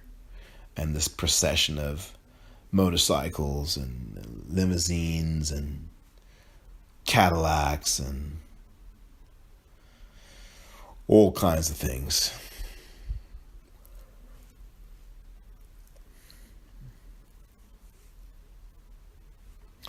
Doesn't Topher Grace look more like David Duke than ever here? I mean, he looks just like David Duke. It's frightening. It really is how much he looks like David Duke. Grace does a good job, I must say. He grows into this film and he takes on the stature as well as the psychology of David Duke. Charming figure, amiable even, but also a hateful, poisonous racist who wouldn't hesitate to kill if he absolutely had to. I think it's interesting this is being held at a lodge, although it happens, right? All these meetings they are closed, but they're also in plain sight, And of course, these guys don't like the fact, these two racists do not like the fact that Ron Stallworth, in glasses, not flipped Ron Stallworth, but Ron Stallworth has come to this racist gallery of racists here, parade of racists. And there are all these white men are just glaring at him. And I love the stained glass there. Thine own Lord is the victory. And I think it's interesting. Look at the way they're juxtapositioned there up against that stained glass, right? And you got one white guy by the traditional notion of what Jesus looks like, and then the other white guy on the other side of that. And quite frankly, you should really paint that stained glass brown for Jesus. Spike has addressed this before in numerous movies, including Red Hook Summer and Malcolm X. I mean, the Bible says it itself. Jesus was a black man. All power to all the people. Stop the Klan, stop racism. And there's the African continent flag. A freedom fighter flag as well, I guess. Free Angela, the set decoration. And who is this? Of course, none other than Mr. Harry Belafonte, a freedom fighter in his own right, a humanitarian, an author, activist, actor, musician, legend, everything. And he's still going strong, at least at the time that I'm recording this, going strong. Mr. Belafonte is now in his 90s. I mean, that's how strong, again, as I record this, how strong he's been, and he's been on the front lines for a long time. And the crew and the cast came in dressed to the nines. This was the only day of work. This is actually, I think, the last day of shooting. And they all came in dressed to the nines. You see that poster at the back, re-elect Nixon, in the far distance on the right-hand side? Right behind Duke. There it is again, close up. The second or third time we've seen it now. And there's no accident. This would have been around 1972. Because that was when Nixon was re-elected. That was the campaign. So this film starts in the early 1970s. And what we see is the idea that Nixon was aligned with these racists, and that the Trump party, which of course is known as the Republican Party, was aligned with them too. And clearly, we've seen that. We've seen it. Everybody in the crew get, and there we see that sign again, just where David Duke was standing. Now Ron Stallworth walks through, and you see these pictures are real life pictures that they're holding up there of actual people, white people en masse, gathering for lynchings, gathering for seeing black boys and black men being boiled alive, burned alive. They get their rocks off on this. It's so evil and so inhumane. And you see pictures of black bodies being burnt to a crisp and being dragged and desecrated and strapped to a tree while they're being burned at the stake while they're alive. I mean, this is how evil and poisonous the violence is, the hatred is. And when you contrast that with what we saw with Gone with the Wind, these euphemistic visions, right? And in that film that we didn't see was, Hattie McDaniel, who won an Oscar, and it was even referenced in this movie, BlacKkKlansman. But you see these images of Gone with the Wind and Birth of a Nation, and then you get the truth, right? You get these real, live, actual photographs of what was being done to black people by white people in this country, and still to an extent in this country what's being done to black people by white people. And it's all over the country. This unleashed violence that was protected by the police, by the law, upheld by the courts. It was sanctioned. It was absolutely allowed. And it still is. It's important to remember that we are not removed from any of this. It's right here happening right now. Which is why BlacKkKlansman is a timeless piece of work, no matter when you're watching this movie, no matter when you're listening to my audio commentary. David Duke, again here, my goodness. It looks like David Duke right there, but it's Topher Grace as David Duke. And this is Harry Belafonte playing the man who was with Jesse Washington, the 17-year-old Jesse Washington, back in the early 1900s, 1916, who was burned to the stake. And you see his body right there in that photo to the right-hand side of the screen. And people came out to watch. And in real life, one of his friends did hide and did have to hide and not be caught, because he felt that if he showed his face, he would have been suffering the same fate as Jesse Washington did.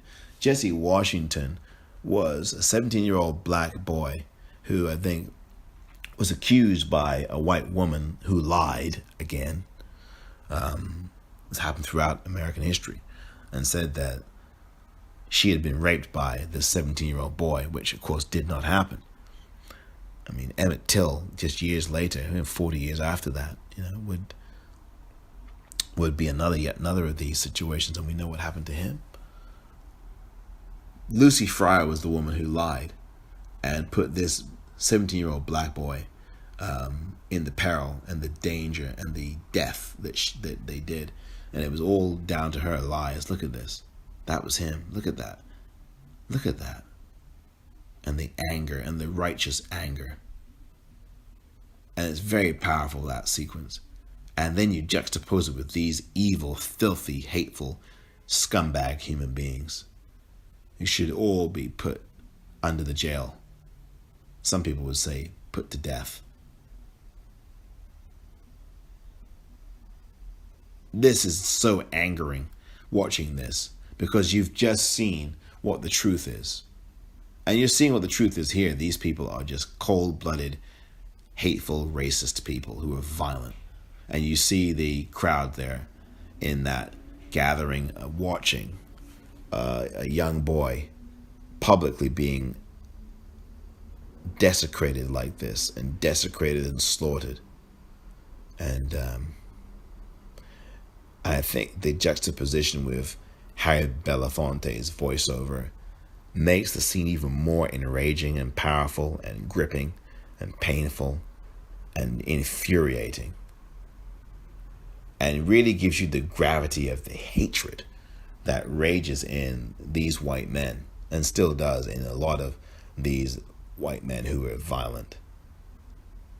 And then inviting their wives and girlfriends in, This is what really happened. And the more that Harry Belafonte tells us, and here's the Birth of a Nation piece here, the more compelling and more powerful it all is, and the more you get an appreciation of the gravity of just how deep this hatred goes and still goes. And we see, again, Spike Lee showing us cinema to make a point that this film is propaganda. Birth of a Nation, I'm talking about pure propaganda for violent white racists, for white racist people. That's what Birth of a Nation was. Yet white critics, a number of them, white film critics, hailed Birth of a Nation as this classic, as this masterpiece. Even some critics, I know some famous ones, regarded this as an epic masterpiece film. I don't. One person's masterpiece is another person's lynching. And quite frankly, this film certainly encouraged people, I think. People got emboldened by a film like this to go out and do these things. This is the ugliness. And these are white people in blackface. And just so disgusting. It reminds me of, on a much smaller scale, though, people in the White House who, over the years, have been tweeting out doctored video and lying about things. And it's just lie. These people have nothing but lies and hate and fear. And if they didn't have those things, they'd have absolutely nothing at all. It's disgusting. And this is Birth of a Nation, the movie that was so hailed by white cineasts, white film critics in a number of places. And not a black person appears in it. It's all white people, including those in blackface, the racist costume that showed black folks in very evil lights and very misleading lights and very absolutely indicting lights. It's really disgusting stuff. I can't watch Birth of a Nation again. But if you've never watched it, I would urge you to sit through the 3 hours of hell and monstrosity of that movie. I don't care how well made it is. I don't care any of that. It is a movie that I think should be condemned to the dustbin of history. And here, Black Power. I love that repeat there. Spike's famous repeat. He loves to double up on scenes sometimes, to double up on cuts to make a point. Black Power. So you've got these two things, right? Black Power, and then you're going to see here America First, which is a racist refrain that's been used since the early 1920s by white racists. And you're going to see that right here, right now. And he points to, and white women too. Oh yeah, okay. Throw a bone to your white sisters, but you guys, these guys are the ones that beat their white sisters, their so-called sisters, beat their wives, their white wives and girlfriends. And we've seen it so throughout history. Domestic violence in this country has spiked in white communities, and certainly is a problem in some black communities too. Don't get me wrong, but it's a huge problem in white communities in America. Domestic violence is out of control. It really is. I love this. This is the honest thing, right? Showing these white women reacting to this favorably, this racist garbage, and then showing black men who are obviously not impressed.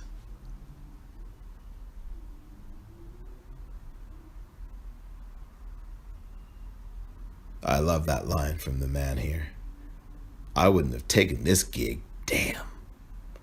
Like if I had known this was a Klan meeting, I wouldn't have been anywhere near this shit. It's basically what he says. And people laugh at that line, but I don't really laugh at that line. I kind of just nod my head with him and go, yeah, me too, brother. I wouldn't be anywhere near that stuff. These folks have got nothing. I mean, you look at a movie like this, I look at these characters, they're very empty inside. They're failures. And they would rather hate someone, as LBJ said in the quote that I paraphrased from him, than look into themselves, right? And find out why they're fucking up like they are. Been fucking up. It's easy to hate. Look at that. Look at the white power handshakes. It's very easy to find an excuse against someone else rather than to probe your own behavior as to why you have been a complete failure. And I think, again, I want to say this again. I think for some white people who are not doing well, they don't want to look at the fact that the 1%, those who are the ruling class in this country, have sold them a bill of goods and have absolutely fooled them, and they've gone along with the con all their lives. I think there's a good example of this in the book, What's the Matter with Kansas by Thomas Frank, a really good book that you should read that talks about this. And it's a sick thing, people voting against their best interests. This scene here is really effective too. Nicholas Turturro on the right there, who's been in a number of Spike Lee films, including Jungle Fever and Malcolm X. And you can see his face just twist with hatred and relish. Look at this. When he uses the word effing Jew and uses N and all this other stuff. Look at him. They realize now that they are being played and that it's an undercover. Yeah, we're going to go and see, should we tell the wizard? It's kind of like the Wizard of Oz, and then look at that, look at this, look at that. Oh, so sick. But Nick Turturro, man, he does a damn good job here with that. He really did. This really happened, by the way. And Ron Stallworth has told the story about he actually did take a Polaroid picture with these two guys. And no words were said between them when you see the scene the way it's about to fall out or run or play out. But he did say, look, if you put your hands on me, I will arrest you for assaulting a police officer. So this stuff did happen. And Ron Stallworth reveals that he lost the Polaroid picture. It's not in his memoir, but he lost the picture. And he did grab it, just as you see here, before David Duke. He's first to react like you react for a ball when you're kicking a ball in football to score a goal. And right here, he just gets ahead of him. But there were no words in real life. They didn't speak. They just stared at each other for an eternity.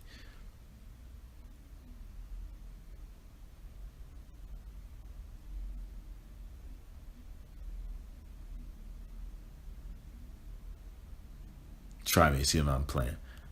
Why don't you come down to Louisiana and see how we play? And you see that the man standing in between them like that with his eye cocked at him. And then you've got Adam Driver's character saying what he's just said.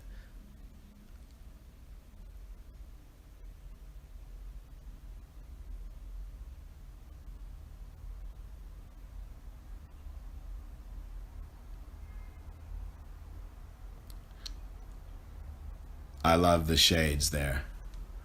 And all this performing now, it's all this performative stuff. Oh, I'm going to kiss my wife. He berated her half an hour ago in another scene, and it just shows you the hypocrisy and the stuff there. And you see those two posters of Nixon. Now more than ever, that was his slogan for the 1972 re-election campaign. And of course, we know what happened to Nixon in 1974. He was forced to resign when it was clear that he was going to be impeached by his own party and by the Democrats. And so this iconography recurs because a lot of these Republican or /Trump party politicians and groups, they are backed by the racists, by the hateful. And you don't see, at least in the 1960s, post-1960s, any kind of ties of Democratic candidates to hatred or, owned by the far right wing. You don't see that. And there's obvious reasons why you don't see it. The Democrats don't appeal to racism and hate. There are Democrats who have made racist statements. There's no question about that. But there aren't Democrats who, as a party en masse, writ large, appeal to hate. They certainly don't.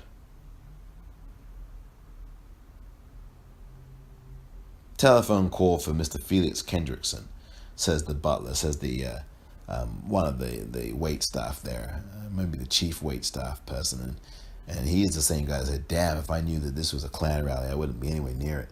There you go, the two posters, now more than ever. The actual poster shows a profile shot of Nixon, and then you see that shot there in the background again. That poster re-elected Nixon and Agnew. And there's a great phrase that was said back in the 70s: if Nixon knew Agnew, to refer to Watergate and the Watergate break-in. And of course, that event was swirling around as well, because when he got re-elected during this 1972 year, within the next few months, it came out that in 73 or whenever it was in 72, it came out 73 about the break-in, and they see the posters again now more than ever. And I think it's really a good thing to put those posters there, because we see the utilization of the political process, the idea that politicians use racism and hatred to divide people, to try to win their votes, to divide white people from other white people and from black people, and to try to win their votes. And again, we see that again. They walk right past those posters. And let's face it, let's be brutally honest, it's been a very effective strategy to use fear and hate and racism and lies to win elections. It's been done so often in America, and it's been done in many other parts of the world. There's no secret. It's a very easy and dangerous thing to do, which was what makes it dangerous, right? Now we have the action sequence of this film. One of the bona fide action sequences. You're in a car racing to a destination. I mean, it's not Steve McQueen and Bullet we're talking about here, or the French Connection, but the point is that we are into the heights of this film now, and these final 20 minutes or so are going to be the defining moments of the movie. And there's going to be a crossroads that each of these characters reaches. And again, Terence Blanchard's score is marvelous. And I love it. I really do. Now, here is Ashley Atkinson. She's got a mission. And I think Ashley Atkinson, by the way, has been in another Spike Lee movie. I'm just trying to remember which one. Not sure if it was Bamboozled or Girl 6 or one of those, but anyway. She's done a number of independent films, but here, I remember when I watched this the first few times, I was so infuriated here by what she was doing as a character, by what her character was doing. And here, just trying to jam that C4 into the mailbox, it wouldn't fit, right? And I just get this vision of incompetence. And sometimes that's what happens, right? You've got people trying to deliver these hateful objectives, and they stumble and bumble, and you see it. And people might laugh at that internally, but I certainly don't. It only makes me more angry, it's like your drunken aunt who's trying to slip a Mickey into your drink or something, something really demented like that. And kind of the fact that she's got that bright red outfit on. I don't know why I think of this, and it may not be fair to say it, divine. I just think of divine in a film like Female Troubles or anything like Troubles or anything like that. It's like this kind of absurdist comedy going on, in the humor in the midst of such a painful and not funny at all event. And hate is absurd. That's part of what Spike Lee, I think, is highlighting here. The idea that hate is absurd. Hate is tremendously absurd. The fact that a black man would infiltrate the KKK, that's not hate, but the idea that he would infiltrate the KKK is absurd in a way. And hatred itself, separately, is absurd, right? It's dangerous, it's volatile, it's cost millions of black people their lives. Don't get me wrong. And it has certainly poisoned many, many, many white people around the world, millions of them. And yet it is also absurd. It's absolutely absurd, and in that way there's some kind of, I wouldn't call it comedy, but there is some kind of thing here that is amusing but very dangerous and should be taken very, very seriously. And that's why, it's really evil. And here we go, right? These two women are about to seemingly meet their fate. And look at these cops who don't believe that a black man could possibly be one of them. And then boom, right? The hatred that was sown comes to choke the chief gardener. That's what Malcolm X said about JFK years ago. And look at that. That particular guitar riff over this moment is really good. And then you see right here is the guitar riff, and you've got Adam Driver coming in, literally driving through the scene here. Right here, that guitar riff. And I had goosebumps throughout that sequence right there, just before it. And then the crescendo, and then the end of that musical stretch there by Terence Blanchard is excellent. And then the transition that comes. Boom. This song here, called Lucky Man, I think is a gentle contrast. But it leads us to something that we, of course, if you haven't seen this film, and I hope you have by now, prior to my audio commentary, leads us to a place that is entirely different from where many of us may have thought that it was heading to. Because it heads there in a way that, anyway, we'll get to it. But I'll get to it in a moment. But again, Lucky Man, Emerson, Lake and Palmer,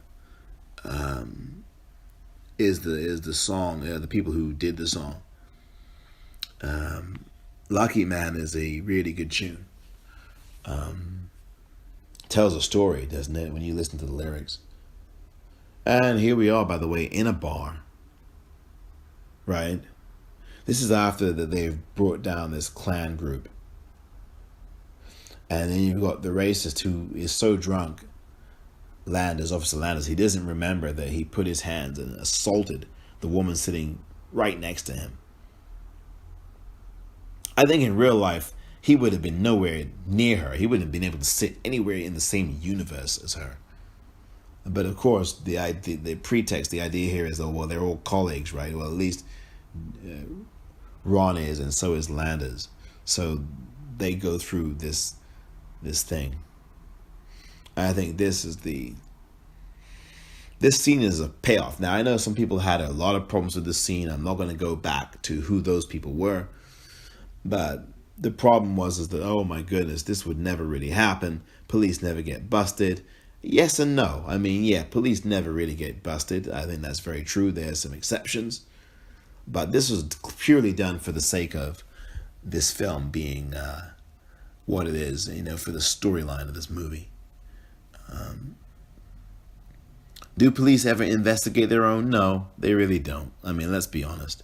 So I think there is, I guess, to an extent, a falsity about that scene as well. And I don't believe the memoir covers it.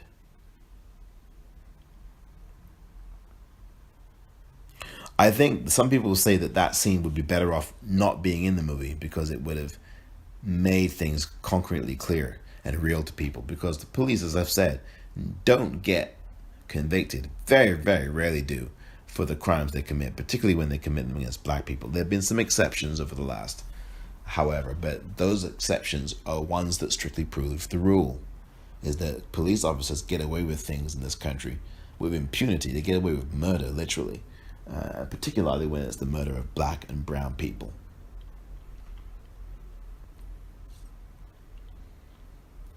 Here we go. This is the double clutch here. Boom and boom. That's just trademark Spike Lee. And Ken Garrido, I think, again, you see this chemistry between John David Washington and Ken Garrido. And it's marvelous stuff. And here's the next scene, right? We're so used to this in films where you have the police officer, commissioner, commander, chief figure, slapping the backs of his officers. Oh, congratulations, well done. And that's not this scene. This is not that scene at all.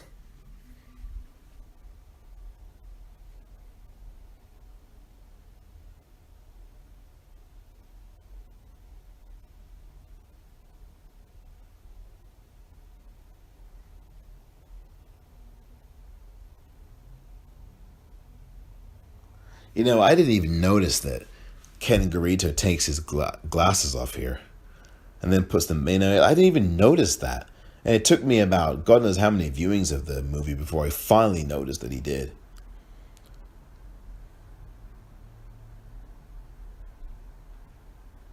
They all find out here that the chief has ordered them to suspend investigating the KKK.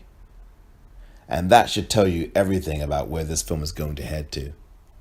And again, I hope by now that you have seen this film before you've listened to this audio commentary. I have to tell you that to me, that that means there's trouble ahead. Because if you take the foot off the gas, if you take your foot off the gas, you know what happens. You know what happens. So it's a really, to say the least, bittersweet day for these characters as they find out that the chief, who appeared to be, quote unquote, backing them, appeared in quotes to be backing them, instead has said sayonara to quashing and ending the Klan's existence in Colorado Springs. All that hard work has now gone to pot, or in this case, to the garbage. And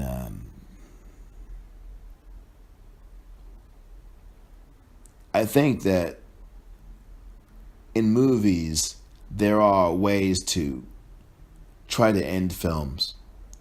And there are ways to be formulaic, and to a degree, I pointed out the last scene that just happened a few minutes ago, where they bust the racist cop. That's a sense of formula, but so is this. But it all is a big con in the sense that, hey, this is no Hollywood movie. This is not going to be a movie with a great ending. And by the way, after all of the tension that's crackled throughout this movie, you do need scenes like these that do reaffirm the idea that there is an objective, however messy it is. There is an objective. Now, people can argue with whether or not they think that Ron Stallworth was a good character or a good person when he did this in the 70s and 80s, because, he was spying on political groups, some of whom were black. And so for some black people in particular, that will be a problem and an issue, simply because of the experience that we have had with the FBI and their COINTELPRO program under J. Edgar Hoover, who I think was the most evil FBI director we've ever had in this country, who for something like 50 years plus ruled with an iron fist, not only over the FBI, but over the presidents of the United States. He really did. For at least 6 presidents he ruled, if not more. He was that kind of powerful. Again, the split screen that you see in the 70s, the black line going through, and the split screen, there's 2 scenes.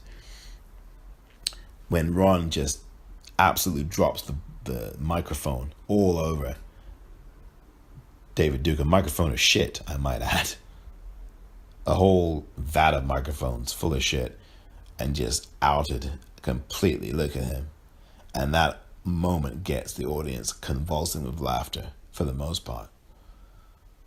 And there goes your fucking Confederacy. And Ron Stallworth has the Confederacy right here. And you can imagine where here is. See the camera moving gently there, shaking a little bit in that early, just a few moments ago, showing you again here that everything isn't exactly the way it's supposed to be. It seems that it is, but just the way the camera moved there when you saw Ron by himself in that establishing shot tells you that not everything is hunky-dory, or should I say, not everything is everything. These bright colors, this scarlet shirt that he's wearing there, and the I guess it's the shawl or the sweater that she's wearing, very colorful. It's really good stuff from Marcy Rogers, whose costume designing is second to none here. It's just perfect. And yeah, there are a couple. There's a possibility of it. And here's that camera juggle again. There you see it. You see it? And Chase Urban's right on it. The knock at the door. She's got her gun out too. And boom, the trademark dolly shot from Spike. Cue the music from Terrence Blanchard, the great score. And this is a reprise of photo ops from his movie Inside Man. Spike put this back in from Terrence Blanchard's score there. And this long, long corridor from the 1970s until we get through this window and boom, right now in America, right now, right fucking now, the Klan, who never went away, who was always there, right? They may have gone in their little holes and crawled there into their caves, but now they're back. They're back. And it really is like that. It's like that horror movie, that Poltergeist, that they've returned. And they're full guns blazing here. And I must say, although I hate the Klan with all my heart and soul, this is awesome cinematic imagery. And I know that may get me in trouble with some people, but this is absolutely awesome. This is great cinema. And because I say it's great cinema, that doesn't mean that I think that that these people are great. It's the compositions and the framing of how that is. And then, of course, the actual stuff, right? Here we are. This is from 2017. Anybody who doesn't know, Charlottesville, Virginia happened. And we see the full effect of it here. These are videos from Vice, a Vice documentary that I urge you to watch. And then, of course, the ill-fated August 12th, 2017 in Charlottesville, where we really had a race war of sorts here, didn't we? This is real footage. This is not actors. This is actual. And of course, this guy. I will say no more. His words speak for themselves. The Nazis, the Confederacy, again, never went away. Never went away. And nor did this guy, who's a little bit older than the guy who plays him. Looks a little bit different, but still the same message.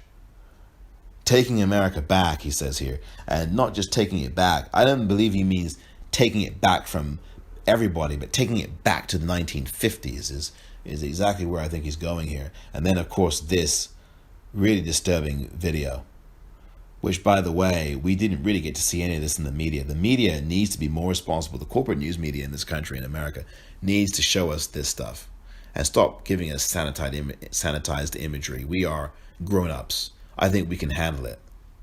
Believe me. Wow. And then this.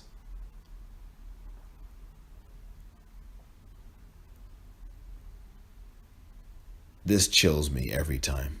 These screaming, the wails, and what this man says, who's a doctor, I guess. He's got a stethoscope around his neck.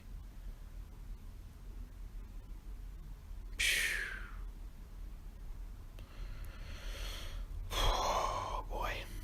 This always gets me. Had the higher shot there.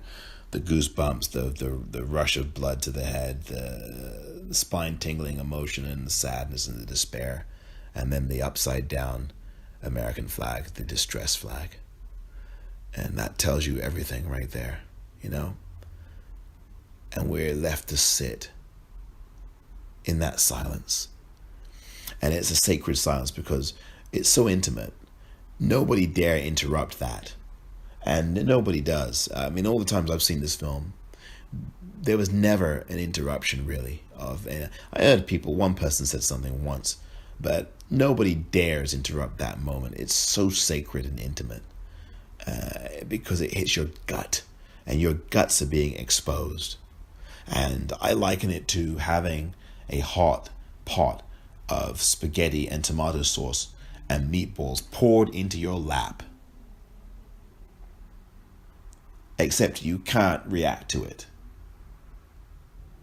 You're just forced, as you should be, to look at the outcome and the idea that all this hate is always here and we have to keep fighting it.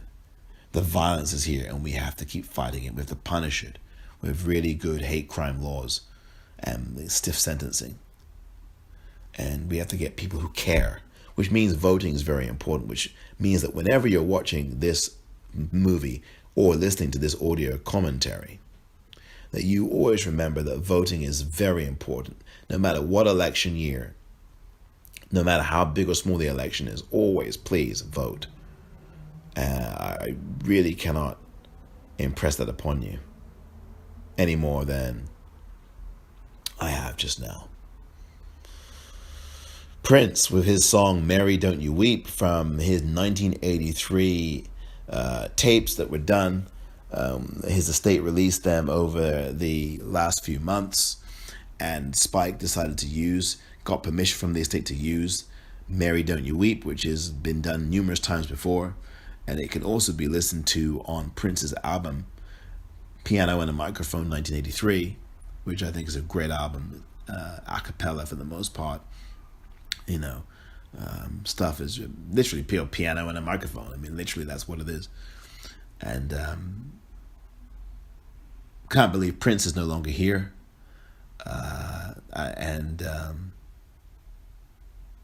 This film just speaks to me so much. That's why I've seen it so many times. I've seen it 15 times in the theater. And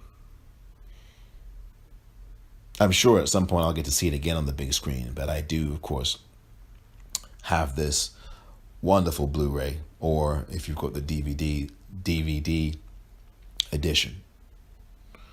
And Spike Lee has not made a greater film than this one, in my view. I know some people will say, well, Do the Right Thing, and I can completely understand that. I'd put those two films, 1 and 2, with Malcolm X right there as well. I think those are the 3 best films Spike Lee has ever done. BlacKkKlansman, Malcolm X, Do the Right Thing, and you can interchange those 3. And those are the 3 best, and Bamboozled is right behind there as well. 4 Little Girls is right there, the documentary.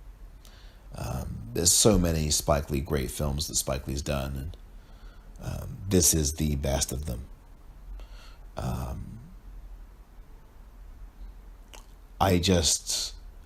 I'm left speechless, and no matter how many times I've seen this film, I'm left speechless. I can barely speak incoherent sentences. I'm muffling my words up a bit here too, because I'm always, again, even watching this on a small screen now, it still resonates. Not quite as fiercely as it would in a big movie theater, but on a big screen. But my goodness, it still shakes you now, even on a small screen. And it should. And that means we should be motivated to do something about this and end hatred and racism and misogyny and anti-gay behavior, and end castigating immigrants who are brown and black, and end the anti-Muslim and Islamophobia in this country. And let's start looking at where we should be looking, which is the 1% who control all the resources and dominate everything and pit groups against each other, while they also exploit those hateful groups of people who prey on people who are just and loving. I hope you've enjoyed this audio commentary, and thank you very much for indulging me these last 2 hours and 15 minutes to watch my unofficial audio commentary for Spike Lee's BlacKkKlansman, which was released August 10th, 2018, and has gone on to wide acclaim and a lot of people watching it since. And again, thanks to Jordan Peele for producing it, Mr. Get Out himself, and Spike Lee for his excellence, and for the cast and crew doing a superb job of bringing home a message to end hate. Thank you.